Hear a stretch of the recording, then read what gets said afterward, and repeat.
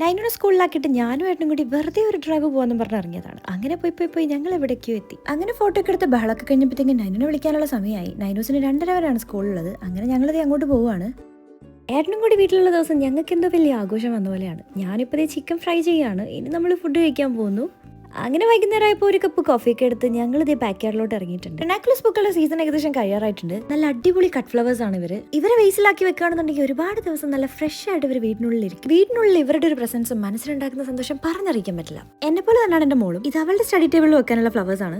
പിന്നെ ഞങ്ങൾക്ക് തലതെറിച്ചൊരു മോനുണ്ട്. ലീഷ് ഇല്ലാണ്ട് അവനെ ഞാൻ ബാക്ക് യാർഡിലേക്ക് ഇറക്കാറില്ല. അങ്ങനെ ഇറക്കി വിടുകയാണെന്നുണ്ടെങ്കിൽ നേരെ ചെന്ന് എന്റെ ചെടികളുടെ നെഞ്ചത്തേക്ക് കയറും. ഈ ഷിട്ടാ തന്നെ അവൻ അത് വെച്ച് കാണിക്കുന്ന അഭ്യാസം കാരണം എന്റെ എത്ര ചെടികൾ ഒടിഞ്ഞു പോയിട്ടുണ്ടെന്ന് അറിയും. അങ്ങനെ ബാക്ക് യാർഡിലെ ബഹളമൊക്കെ കഴിഞ്ഞപ്പോഴത്തേക്കും എന്റെ പൂക്കൾക്ക് വേണ്ടി ഒരാൾ എത്തിയിട്ടുണ്ട്.